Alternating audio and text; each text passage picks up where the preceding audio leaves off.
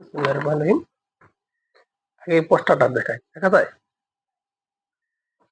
কিছুক্ষণ আগে আমাদের বাড়িতে জামাত ইসলামের মহিলারা আইসা আমাদের বাড়িতে কোনো মহিলা ছিল না, আমার কাছে ভোটটা চাইয়া গেছে।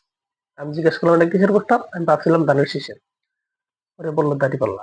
আমি বললাম আসেন তাহলে একটা পোস্টার দিয়ে যান। তার মানে ভোট চাই যদি আমার বাড়িতে আসে তা আমি তাকে না করতে পারি না। আর ভোট চাইতে আসলে কোনো সমস্যা নাই, কারণ প্রতিটা মানুষ রাজনীতি করুক, সুষ্ঠু নিরপেক্ষ অংশগ্রহণমূলক নির্বাচন আয়োজনে আমি মনে করি প্রতিটা মানুষের ভোট চাওয়ার অধিকার আছে। তা আমার প্রশ্নটা এখানে, ভাই জামাত ইসলামী ভাই বন্ধুরা, আপনাদের দলের নামের পাশ থেকে জামাত ইসলামী নামটা বাদ দিলাম। কোরআন কোথায় লেখা আছে মহিলারা ভোট চাইতেইব? এটা হচ্ছে সম্পূর্ণ বেপরদা শরিয়া আইন লঙ্ঘন। কি আপনাদের পোস্টারে ছবি, এটা তো হারাম। ভাই ইসলামকে আপনি নতুন ভাবে আপডেট করতে চান, মানে ইসলাম তো পরিপূর্ণ।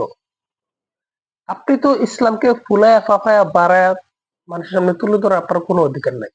ইসলাম আপনার গতিতে চলবো না। নবী মোহাম্মদ সাল্লাহ সাল্লামের ইসলাম আল্লাহ তালার দিন, দিন ইসলাম কোরআন ও হাদিসের গতিতে চলবো। আপনার বরফ তো কোরআন হাদিস চলবো না। কোরআন আল্লাহর বাণী, আসমানি কিতাব। কোরআনের মতে আমরা চলবো, নতুন মুসলিম হিসাবে সমর্থ অনুসারে। হাদিস নবী সাল্লামের জীবনী হাদিস, মোহাম্মদ সাল্লাহ সাল্লামের বাণী হাদিস, এই হাদিস অনুসারে আমাদের চলতে হবে। অতএব কোরআন ও হাদিস ফুলায় ফাফায় বাড়ায় বলার অধিকার আপনার আমার কারো নাই। এটা হচ্ছে সম্পূর্ণ ধর্ম ব্যবসার সামিল। কোরআন ও হাদিসকে ভুলভাবে উপস্থাপন করার দায়ে আপনি আমি কিন্তু ভাই গুনার ভাগী করি। অতএব আপনারা রাজনীতি করেন, এতে কোনো সমস্যা নাই। হয় আপনারা ইসলামী রাজনীতি করেন সম্পূর্ণ শরিয়া আইন মাইনা, অন্যথায় আপনারা গণতান্ত্রিক পদ্ধতিতে রাজনীতি করেন, গণতান্ত্রিক প্রচলিত পদ্ধতিতে গণতান্ত্রিক পদ্ধতিতে রাজনীতি করেন। মহিলারা রাজনীতি করুক, হিন্দুরা রাজনীতি করুক, খ্রিস্টান রাজনীতি করুক, আপনারা সর্বজনীন রাজনীতি করেন, এটা আমাদের কোনো আপত্তি নাই। অতএব ভাই আমরা মুসলমান, আমাদের ধর্মপ্রাণ মানুষগুলোকে ভুলভাল বুঝায়া প্রতারণা রাজনীতি করেন না।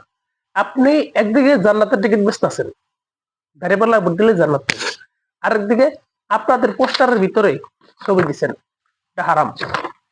অন্যদিকে আপনাদের মহিলারা বাইরে বাইরে ঢুকা বেফরদা হইয়া ভোট চাইতেছে, শরীয়তে পর্দা করা ফরজ।